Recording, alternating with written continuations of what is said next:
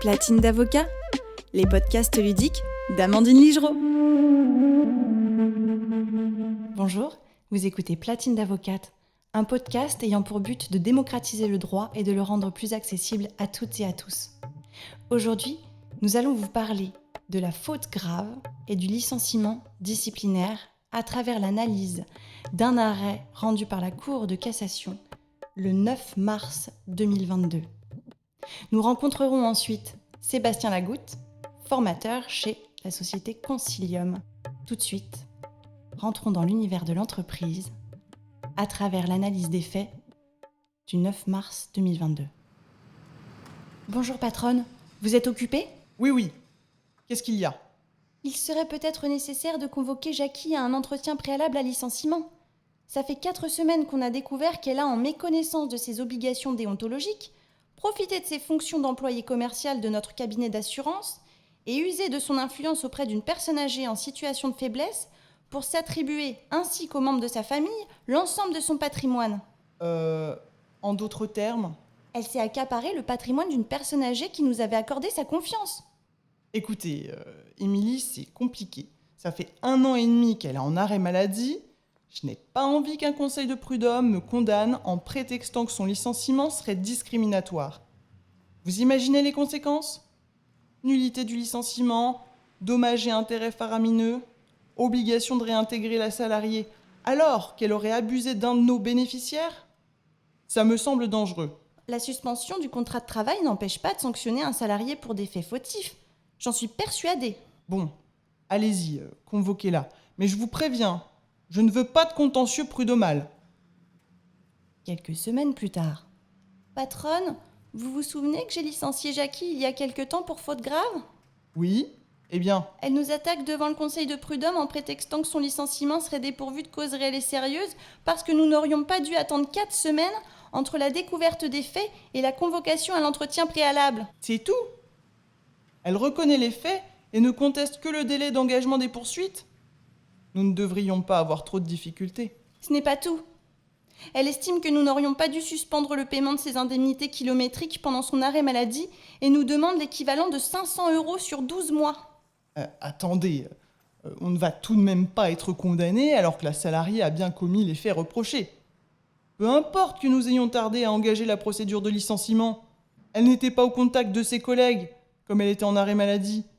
Il n'y avait pas d'urgence à la faire sortir des effectifs malgré la faute grave, non ? Oui, une salariée qui ne travaille plus dans l'entreprise en raison de la suspension de son contrat de travail n'est plus censée interagir avec ses collègues et ses clients, ce qui efface la nécessité de rompre immédiatement le contrat de travail. Le principe est simple. L'employeur dispose d'un pouvoir disciplinaire qui lui permet de sanctionner un salarié en fonction des fautes commises dans l'entreprise. Il existe 3 types de fautes. La faute simple, comme un retard non justifié. La faute grave, qui est celle qui rend impossible le maintien du salarié dans l'entreprise, y compris pendant son préavis. Et la faute lourde, en cas d'intention de nuire à l'employeur. Les 2 dernières fautes sont privatives d'indemnité de licenciement et de préavis.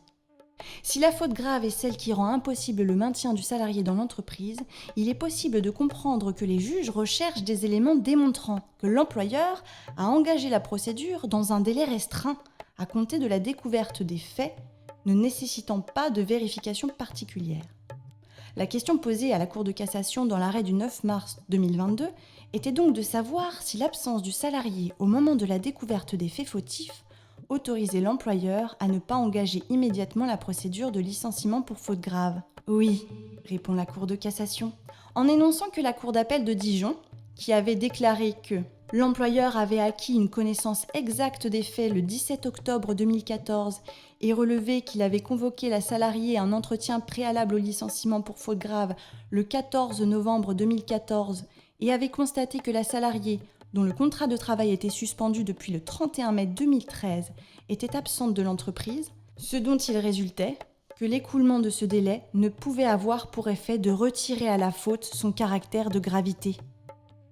Par conséquent, le licenciement, fondé sur une faute grave, était donc justifié. En outre, la Cour de cassation a également rejeté la demande de remboursement du forfait d'indemnité kilométrique présentée par la salariée.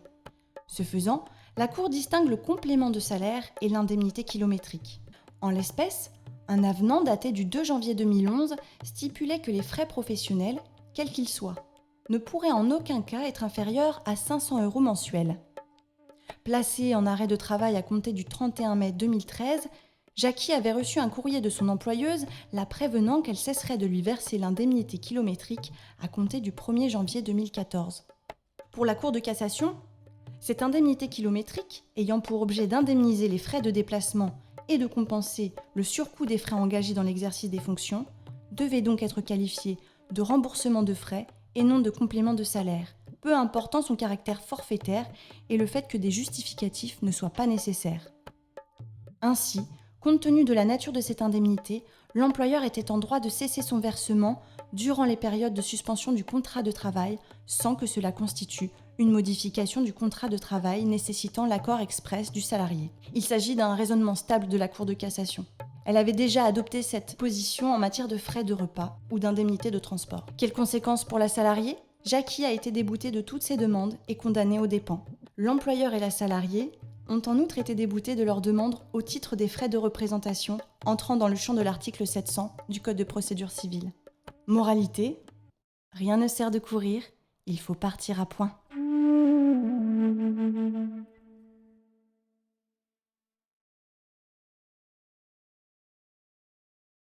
Platine d'avocat, les podcasts ludiques d'Amandine Ligereau.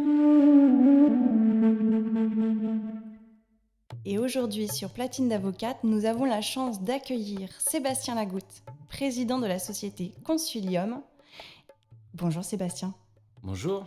Sébastien, merci beaucoup d'être présent. Est-ce que tu pourrais expliquer pour les auditeuristes qui nous écoutent, quelle est la nature de ton activité exactement ? Alors, moi j'interviens au sein de la société Concilium, en fait, c'est le nom par lequel elle est aujourd'hui connue, cette société, et on intervient exclusivement dans la formation et l'accompagnement des représentants du personnel. Donc que ce soit des représentants syndicaux, délégués syndicaux, ou des élus au sein des comités socio-économiques dans les entreprises. En quoi consiste exactement ce type de formation ? Alors, on a deux formations obligatoires que doivent suivre des élus. On a une formation qui est plutôt connotée juridique, sociale et économique, et un autre volet de la formation qui est plus centré sur la santé et la sécurité dans l'entreprise. Donc notre job en les formant, c'est de faire d'eux des bons élus et de leur donner des perches pour pouvoir mener à bien leur mandat et aider au mieux les salariés dans l'entreprise. Donc leur faire comprendre l'importance des réunions du CSE, comment les préparer, le fait qu'ils soient salariés protégés, leurs heures de délégation, comment les utiliser, comment les prendre, et puis toutes les attributions qui sont les leurs, le droit d'alerte, droit de retrait, expertise, procédure d'infoconsulte, et voilà, ce qui fait le quotidien des représentants du personnel. Est-ce qu'il est prévu à un moment dans cette formation de parler de pouvoir disciplinaire de l'employeur et notamment du rôle des élus du personnel dans le cadre de ce type de procédure ? Alors, en tout cas, nous, on l'aborde. On l'aborde notamment sur le chapitre qui est prévu sur la protection des élus. C'est-à-dire qu'on aborde la procédure disciplinaire, on explique quels peuvent être le rôle des élus lorsqu'ils accompagnent un salarié dans le cadre d'un entretien préalable à une éventuelle sanction disciplinaire, pour à la fin leur expliquer en quoi la procédure est différente pour eux, puisqu'ils sont salariés protégés. Ce qui permet d'aborder la procédure disciplinaire et puis de leur transmettre on va dire, des éléments de culture générale en droit du travail à ce sujet-là, puisque bien que dans les entreprises, n'importe qui peut assister à un salarié, voilà, c'est pas nécessairement un élu ou une personne avec une étiquette syndicale, mais bien souvent, c'est quand même à eux qu'on fait appel. Donc c'est bien qu'ils aient un minimum de bagage dessus. Et justement, je pense que tu as entendu, on vient de faire un épisode sur la notion de faute grave et notamment de la nécessité d'engager rapidement les poursuites sous peine de voir le critère de gravité remis en question. Puisque la question qui se pose, c'est de savoir est-ce que la gravité peut réellement être retenue lorsqu'on a connaissance de faits fautifs et que l'on attend 4 semaines pour engager la procédure disciplinaire. Alors c'est pas franchement révolutionnaire, mais c'est vrai que ça bouleverse un petit peu les réflexes juridiques, notamment relatifs au fait qu'on avait plutôt tendance à conseiller aux personnes qui nous sollicitent d'engager rapidement des poursuites disciplinaires lorsqu'elles ont connaissance de faits fautifs qui peuvent relever de la faute grave. Or, on constate dans l'arrêt commenté aujourd'hui que la Cour de cassation nous dit non. Dès lors que la salariée n'est plus dans les effectifs de l'entreprise parce que son contrat de travail est suspendu, il n'est pas forcément nécessaire d'engager immédiatement les poursuites disciplinaires. Alors, j'aimerais bien un petit peu avoir ton avis sur la question en tant que formateur CSE, mais également en tant qu'ancien avocat. Alors, j'ai un avis mitigé sur la portée de cette décision. Reste à savoir si c'est une brèche qui est opérée et qui amorce peut-être un revirement de situation sur la définition de la gravité de la faute. Si on s'en arrête à ce cas particulier de la maladie, ça peut encore s'entendre, mais voilà, j'émets des craintes là-dessus.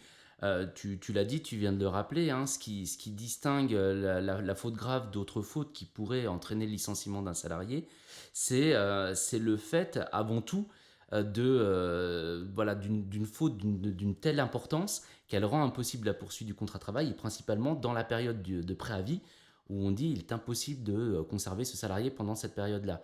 Donc la question qui se pose sur un engagement tardif d'une procédure disciplinaire, est-ce qu'on pourrait reprocher à un employeur, c'était, du moins avant cette décision, c'était de se dire, bah, si tu as pu conserver le salarié pendant un mois avant d'engager la procédure disciplinaire, tu peux le garder, puisqu'on se retrouve dans la même situation, un mois après pour le conserver dans le préavis. Donc du coup, c'est que la faute, tu la considères comme pas si importante que ça.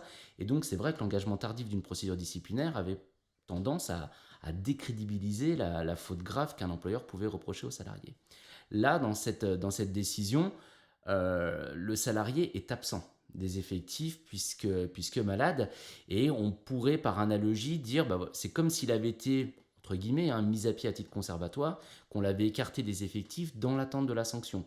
Donc voilà, là la Cour de cassation vient dire le salarié étant absent puisque malade, ça autorise l'employeur à engager tardivement une procédure. Donc voilà, si on s'en arrête là et que la Cour de cassation, la Chambre sociale demain ne va pas plus loin, voilà, ça peut s'entendre, ça peut trouver une explication. Il ne faudrait pas que ce soit un arrêt qui demain ouvre une brèche et voilà, vienne dire bah, l'employeur, qu'importe, même si la faute est grave, il peut engager les procédures un peu tardivement. Pour moi, ce serait voilà, une atteinte assez importante, notamment aux droits des salariés, puisque ne saurait pas trop sur quel pied danser, on va dire.